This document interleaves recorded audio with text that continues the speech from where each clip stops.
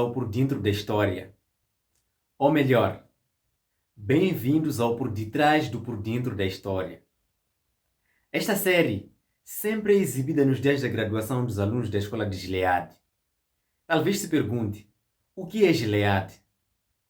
A escola de Gilead é uma escola especial das testemunhas de Jeová, onde algumas testemunhas de Jeová vão estudar durante 20 semanas. O objetivo é dar treino intensivo para apoiar a organização. Existem 2 turmas por ano. A turma que começa em abril e termina em agosto. E existe também a turma que começa em outubro e termina em fevereiro do ano seguinte. As pessoas que vão a esta escola são escolhidas com muita antecedência. Em março, eles escolhem os que vão para a turma de outubro. Em setembro, eles escolhem os que vão para a turma de abril. Só são selecionados aqueles que servem por tempo integral especial. Estamos a falar de betelitas, missionários, superintendentes de circuito e outras modalidades do tempo integral. E os selecionados são os considerados maduros espiritualmente. No fim do curso há uma graduação e depois os formados são enviados para lugares onde a organização acha que precisa de mais apoio. Lá, ensina-se a Bíblia, mas também se ensina como representar bem a organização, como obedecer às regras e seguir orientações sem hesitar. É uma escola para formar soldados espirituais muito disciplinados. Neste mês, vamos ver os alunos da turma 158. Eles vão contar as suas histórias na série Por Dentro da História. Conforme costumamos fazer, hoje também queremos tirar óculos cor-de-rosa que a organização gosta de pôr na cara das testemunhas de Jeová. Vamos ouvir o que eles dizem e analisar o que realmente significa. Vamos olhar para as palavras e tentar achar a mensagem escondida. Já agora, recebam as boas-vindas de Joy Kelly e logo vamos começar a análise. Bem-vindos ao Por Dentro da História. Em Isaías 64:8, Jeová descreve-se a si mesmo como o nosso oleiro. Nós somos descritos como o barro. É verdade que somos imperfeitos como o barro, mas Jeová pode moldar-nos. Se estivermos dispostos a sermos moldados por Jeová, vamos tornar-nos no que for necessário para cumprir a vontade dele. Logo no início podemos ver que as pessoas não têm o direito de decidir muitas coisas dentro da organização. Quem decide a forma é o oleiro. Mas quando entramos na prática, quem molda é a própria organização. Quando ela decidiu que não poderia se usar barba, ninguém usava barba. Quando ela decidiu que as mulheres não podiam usar calças no Salão do Reino, ninguém usava. Mas agora que a própria organização mudou, todo mundo passou a usar barbas. E as mulheres usam calças nas reuniões.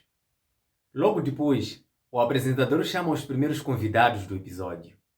Vamos dar as boas-vindas ao Mark e à Melissa Gratrix, da filial da Grã-Bretanha.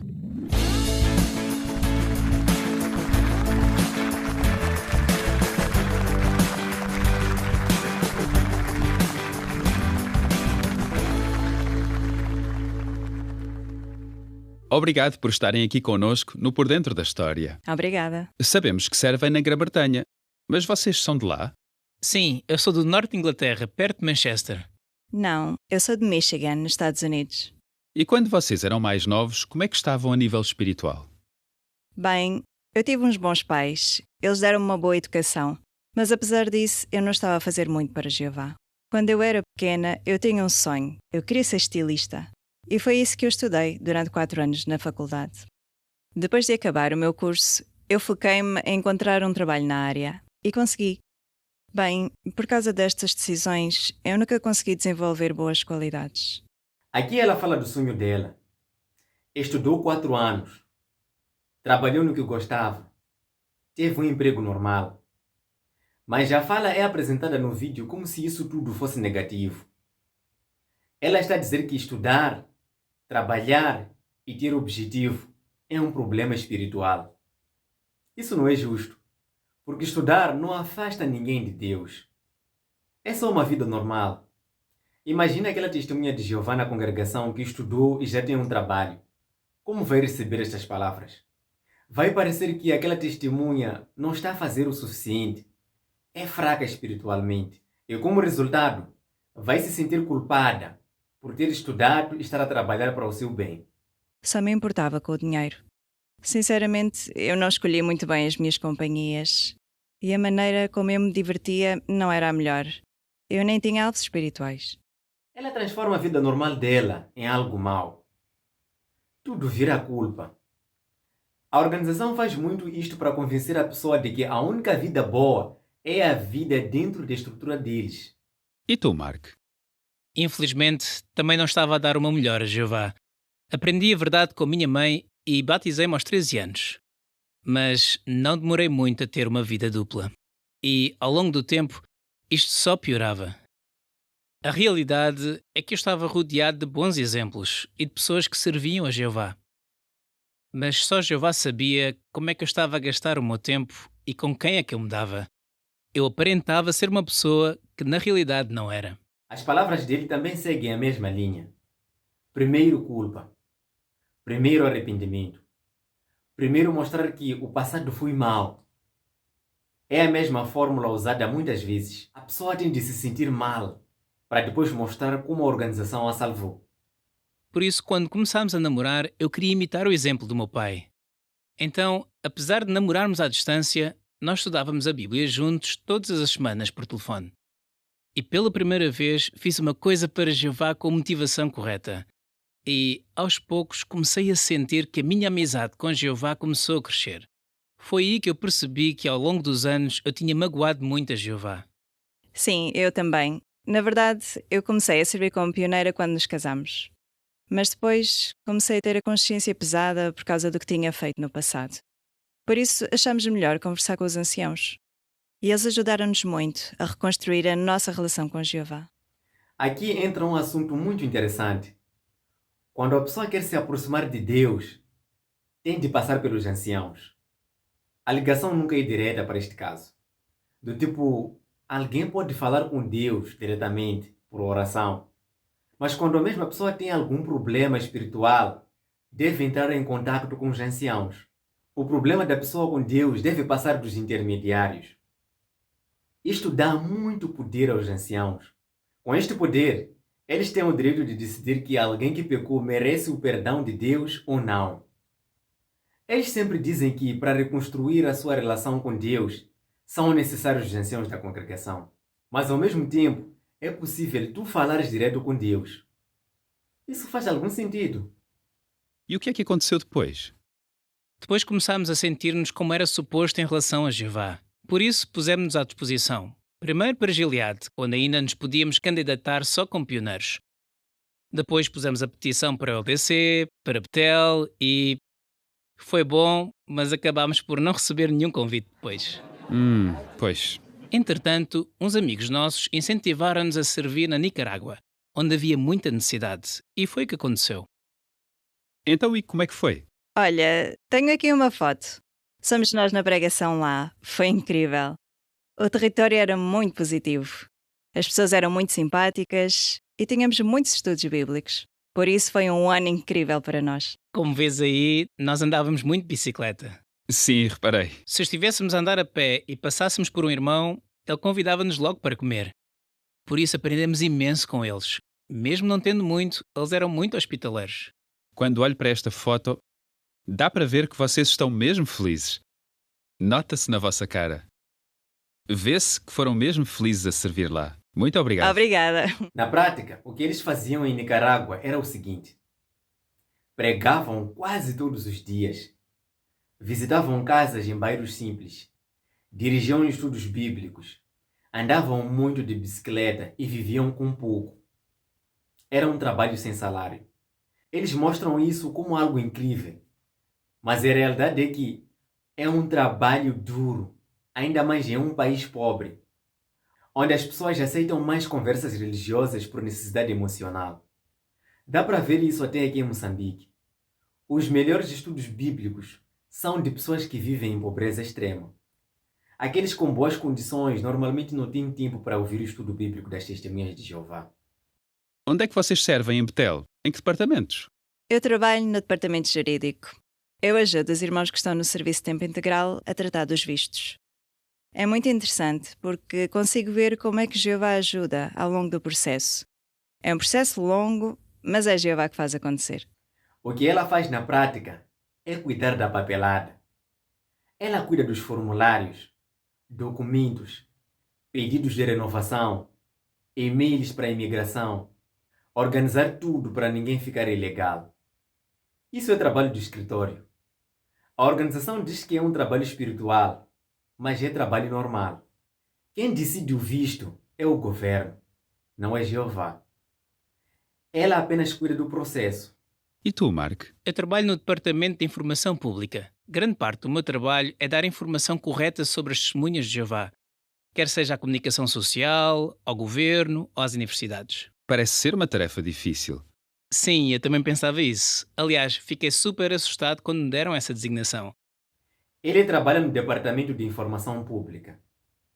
O que ele faz na prática é falar com os jornalistas, responder perguntas difíceis, preparar comunicados para proteger a imagem da organização e explicar assuntos oficiais ao governo.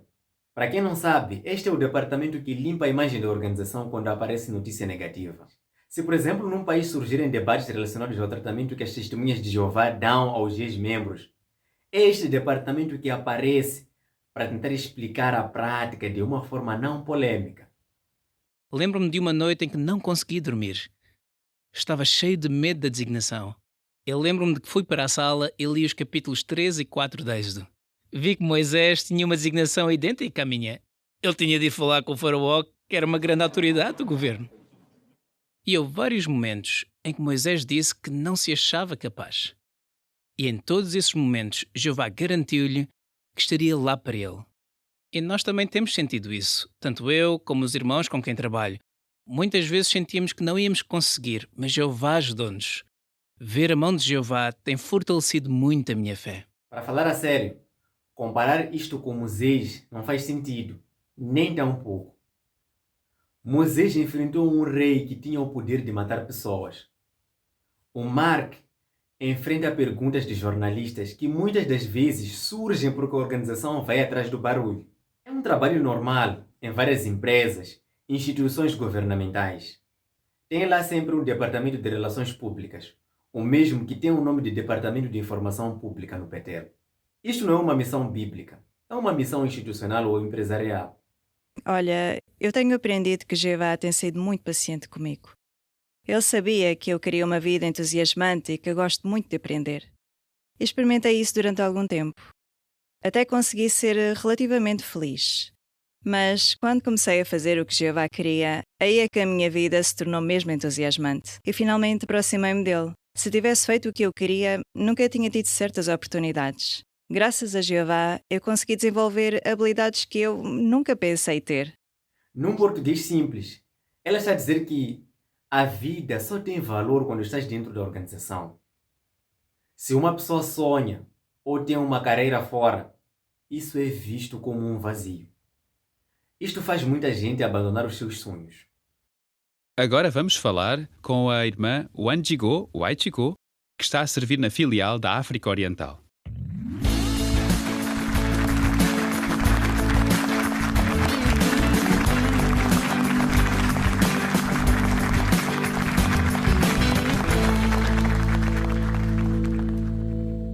Wanjico, sabemos que vens do Quénia e sabemos que lá os irmãos te chamavam Chico, certo? Sim, podes chamar-me Chico. Ok, Chico.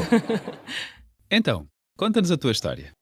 A minha mãe começou a estudar quando eu era criança, então eu cresci na verdade. Mas o meu pai não era nosso irmão. Por isso ele queria que eu fosse para a universidade. E eu até queria ser advogada. Advogada? Sim, Ok. eu queria defender os mais fracos e fazer justiça. Para isso, eu tinha de ser uma advogada. Ela explica que o sonho dela era ser advogada. Isto é algo positivo na vida real. Ser advogado significa defender as pessoas, ajudar quem sofre injustiça. Mas ela começa a construir uma ideia muito confusa. Vamos ver logo a seguir. Estudar direito parece ser bastante cansativo e exigente. Como é que isso afetou a tua relação com Jeová? Bem, eu estava demasiado concentrada nos meus estudos e na minha educação. Eu queria mesmo construir uma carreira. Por isso, Jeová acabou por ficar para trás. E pronto. Esta parte é importante explicar. Ela estudava, trabalhava, queria ter futuro. Isso não é abandonar a Deus. Isto é a vida normal de qualquer jovem que tenta melhorar a sua vida e a vida da sua família. Mas ela fala como se fosse que estudar é um sinal de afastamento de Deus. Isto coloca muitas pessoas, principalmente nós africanos, num conflito mental em que estudar parece errado, mesmo sendo uma ou a única forma de sair da pobreza, ou pelo menos para melhorar a nossa vida. Vamos ver o que vem a seguir. Quando acabei o curso, eu fui morar para uma casa que, por acaso, era mesmo ao lado do Salão do Reino. E eu lembro-me que um dia, quando eu estava a chegar a casa, cansada depois de um dia de trabalho, eu vi uns irmãos a passar, todos contentes a ir para a reunião. E eu pensei, esta sou eu cresci assim. Eu devia estar a ir com eles para o salão. E foi isso que fiz na reunião seguinte. Neste caso, seguir a multidão foi uma coisa boa, Pois foi. porque te levou de volta ao salão. Ela estava cansada, voltando do trabalho. Viu pessoas felizes a ir para a reunião. E isso criou pressão emocional para ela voltar. A felicidade dos outros foi usada como sinal de que ela é quem estava errada. A congregação onde eu estava era mesmo muito amorosa e unida. Receberam-me bem, amaram-me e esse amor fez-me sentir em casa. Eles salvaram-me em sentido espiritual. Dizer que a congregação salvou é uma frase muito forte. Dá a ideia de que sem a congregação, a pessoa estava perdida por completo. Isto tem como objetivo criar dependência nas pessoas. É esse tipo de palavras que dá origem às frases como o mundo é mau, pessoas do mundo e mundanos. E quando alguém se sente salvo por um grupo, torna-se mais obediente ao grupo. Mas então, o que é que te levou a começares o teu serviço de tempo integral? Eu queria seguir um plano de leitura da Bíblia durante um ano. E eu esforcei-me muito para fazer isso. Como eu entrava muito cedo no meu trabalho, eu aproveitava para ler a porção da Bíblia que estava planeada para aquele dia. Depois, eu tentava pesquisar aqueles textos que tinha lido e comecei a fazer isto todos os anos. Ela fala do esforço, mas também fala da rotina pesada. Isto mostra que ela já estava a entrar num modo de vida com alta exigência espiritual. Não é leve como mostram. A rotina é pesada e não deixa muito espaço para descanso. E o que mais te ajudou a entrar no serviço? Eu costumava sair muito à pregação com os pioneiros. E havia uma pioneira com quem eu me dava muito bem, que estava sempre a dizer que eu um dia também ia ser pioneira. Mas, como eu trabalhava a tempo inteiro, pensava que era impossível entrar no serviço. Mas ela insistiu. Sim, ela não desistiu. Estou a ver. Sim, pois. E a verdade é que mais tarde eu comecei o serviço de pioneiro. E é claro que depois eu fui à escola. Muito bem. Aqui estamos nós. Estou a ver que estás a segurar o manual da escola. E quem é que está aqui contigo? Esta é a irmã de que te falei. Aquela que estava sempre a insistir para eu ser pioneira.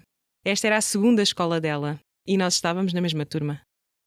Ela insistiu. E funcionou. Esta escola foi mesmo um presente de Jeová. E vocês parecem muito amigas. E somos mesmo boas amigas.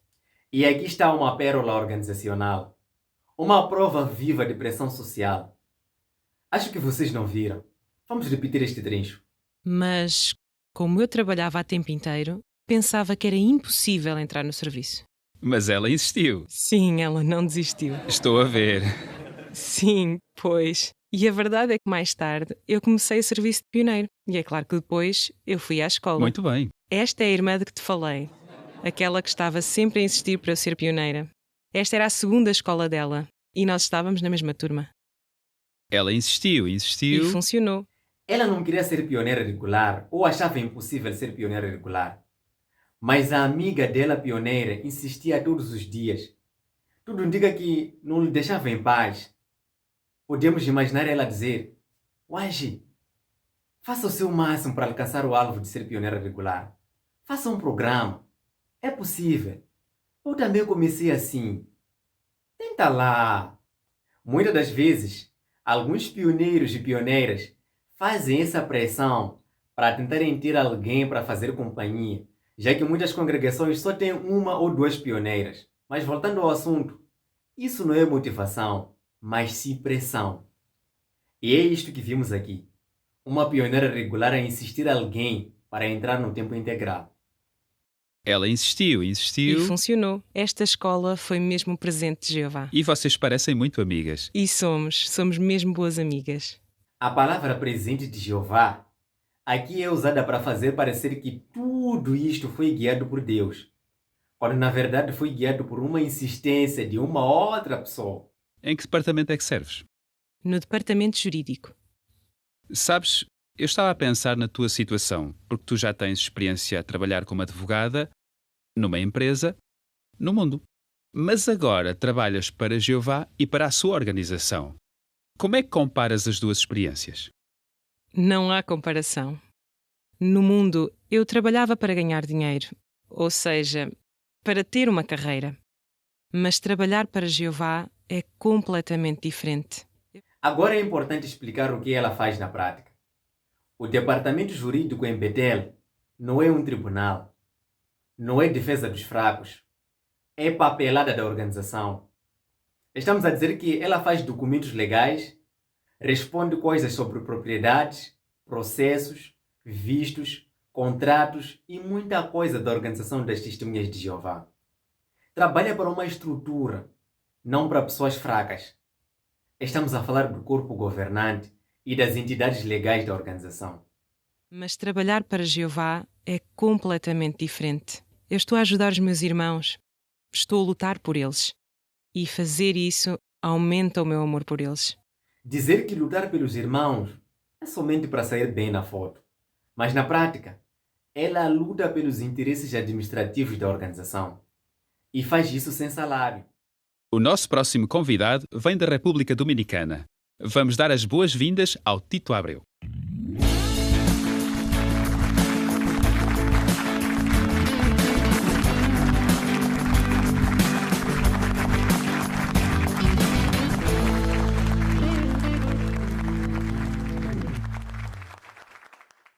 Tito, seja bem-vindo. Obrigado.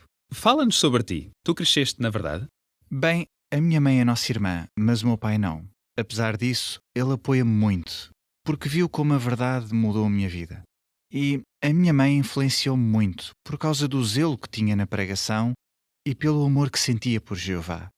Então, com o tempo, acabei por alcançar o meu objetivo de servir como pioneiro regular.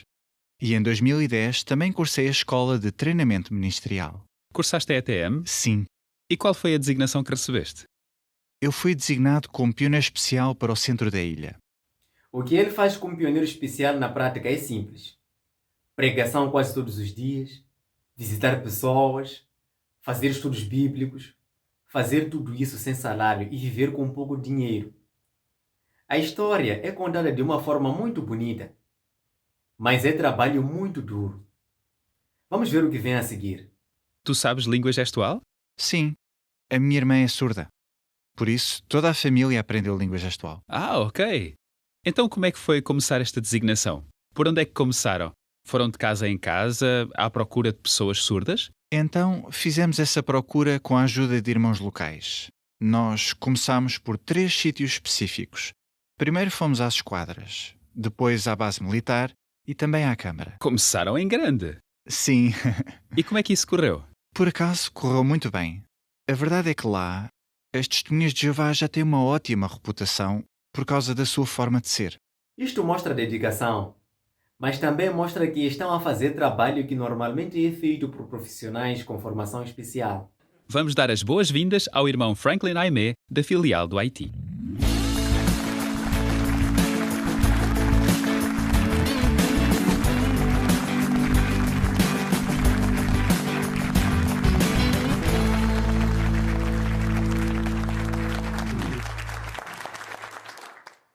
Estamos muito felizes por te ter aqui connosco. Muito obrigado. Então, fala-nos de ti. Nasceste na verdade? Sim, a minha mãe criou-me na verdade. Ela criou-me sozinha. Eu sou o mais novo de 5 filhos. Quando estava a crescer, ver a fé e o esforço da minha mãe, sabes, marcou-me mesmo muito. Apesar de haver momentos em que ela nem sabia se ia ter comida para o dia seguinte, ela confiava sempre em Jeová. Eu via-a muitas vezes a orar a Jeová e a deixar tudo nas mãos dele. e Jeová sempre nos ajudou. A história é contada de forma muito emocional. Quem vê sente pena e sente respeito pela mãe. Não há problema nisso. Mas o vídeo usa essa emoção para ligar diretamente o sofrimento com fé, como se a solução espiritual fosse suficiente para problemas da pobreza. Mas em janeiro de 2010 houve um grande terremoto no Haiti. Causou muita destruição e matou muitas pessoas. É impossível esquecer-nos disso. Como é que isso afetou a vossa escola? Bem, o terremoto afetou a programação da escola. De manhã tínhamos aulas como habitual. As tardes eram exclusivamente dedicadas à ajuda humanitária. De manhã aprendiam sobre o exemplo de Jesus e de tarde punham esse exemplo em prática. Sim, é isso. Então, depois da escola, para onde é que foste? Fui designado como pioneiro especial para uma cidade pequena. Eu gostei muito dessa designação, porque via a bênção de Jeová no trabalho lá e também tinha o privilégio de ajudar as pessoas a conhecer a Jeová. Na prática, a vida dele como pioneiro especial no Haiti é muito difícil. É pregação em zonas pobres, violência, instabilidade política e até fome. Mas ele apresenta essas dificuldades como uma oportunidade espiritual, sem falar dos perigos reais. Faz parecer que tudo corre bem porque é obra de Jeová. Mas como é que os conflitos civis afetaram a pregação? Esta situação não foi motivo para os irmãos e as irmãs no Haiti perderem o zelo que tinham. É verdade que o número de publicadores nos últimos anos tem diminuído, porque muitas pessoas têm deixado o país. Apesar disso, a atividade de pregação tem aumentado. 2024 é um exemplo disso. Foi um ano de serviço muito produtivo. Em comparação com 2021, que foi o ano em que os conflitos aumentaram, 2024 teve um aumento de 18% nos estudos bíblicos. Este trecho mostra uma coisa importante. A situação está tão difícil que as pessoas estão a fugir do país. Mas ele usa isto para mostrar números de pregação e batismo, como se fosse prova de bênção divina. Com isto, eles transformam o sofrimento nacional numa história positiva para a organização. As pessoas do Haiti que passam por isto não estão alegres. Hoje ouvimos várias experiências, mas elas são mais do que histórias de irmãos. São uma história sobre Jeová. Nós vimos como é que Jeová usou o seu poder para ajudar os irmãos a enfrentar os seus desafios. Também vimos como é que ele atrai as pessoas através da pregação. E também vimos que essas histórias mostram sofrimento, perda, pressão, pobreza e violência. Mas os que contaram essas histórias transformaram tudo em uma prova espiritual. Depois de todas essas experiências desencorajadoras mostradas no programa, vamos terminar com a leitura da carta dos alunos da turma 158 da Escola de Gileade. Vamos ouvir a leitura. Queridos irmãos do Corpo Governante, os nossos corações estão cheios de gratidão. Obrigado pelo privilégio de assistir a esta escola. A vossa hospitalidade e o vosso amor tocou-nos profundamente. Aqui há um problema. Eles começaram por elogiar o corpo governante. A carta não fala de Jeová em primeiro lugar, aquilo que eles sempre ensinam que deveria ser. A carta começa falando dos líderes humanos. Segundo o que é ensinado nas congregações, os agradecimentos deveriam ser direcionados primeiro para Jeová. Até nos discursos públicos, quando o orador termina, o presidente costuma dizer algo do tipo: o silêncio e a atenção é um sinal evidente de que agradecemos a Jeová por este alimento espiritual edificante. E também agradecemos o irmão João por ter se preparado bem para este discurso. Aqui foi tudo direto ao corpo governante. Pularam Jesus, pularam Jeová e foram parar em Warwick, Nova York, no corpo governante. Depois a carta continua. Queridos irmãos do Corpo Governante, os nossos corações estão cheios de gratidão. Obrigado pelo privilégio de assistir a esta escola. A vossa hospitalidade e o vosso amor tocou-nos profundamente. Nós sabíamos que ser ensinados por Jeová seria uma ótima experiência. No entanto, como diz Efésios 3:20, Ele fez infinitamente mais além de tudo o que peçamos ou imaginemos. Notaram que a carta liga o ensino humano dado na escola diretamente à ideia de ser ensinado por Jeová. É como se o corpo governante fosse o canal direto da voz de Deus. Prestando bem atenção, parece que o corpo governante é Jeová. Vamos juntar os dois últimos trechos para fazer mais sentido. Queridos irmãos do corpo governante, os nossos corações estão cheios de gratidão. Obrigado pelo privilégio de assistir a esta escola. Nós sabíamos que ser ensinados por Jeová seria uma ótima experiência. Conforme puderam ver, não é possível diferenciar o corpo governante com Jeová. Este jogo de palavras tem como objetivo criar uma dificuldade aos fiéis de discordar com os homens da liderança, porque na mente deles, o corpo governante aparece colado a Jeová. Aprendemos tanto quando os irmãos do corpo governante tiraram do seu tempo para nos ensinar. Foi um privilégio. Dizer que o corpo governante tirou do seu tempo coloca estes homens numa posição especial, como se fossem superiores ao resto da organização. Não. Na verdade, eles são superiores. Seria hipocrisia dizer que não são. Porque com estas palavras, quando eles dizem que o corpo governante tirou tempo para nos ensinar, parece que é algo que eles não mereciam por ser tão inferiores ao corpo governante. Depois vem um trecho que fala da família de Betel dos Estados Unidos.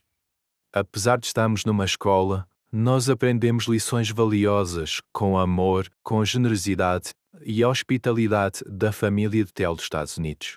Nós vimos em todos vocês as qualidades de Jeová e isto motivou-nos a fazer o nosso melhor para que o povo de Jeová se sinta bem-vindo e amado, assim como fizeram conosco.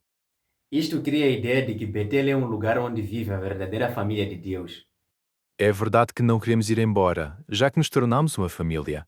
Apesar disso, queremos fazer a vontade de Jeová e pôr em prática as lições que aprendemos. E assim vamos estar à altura da vossa confiança. Com amor e gratidão dos vossos irmãos da Turma 158.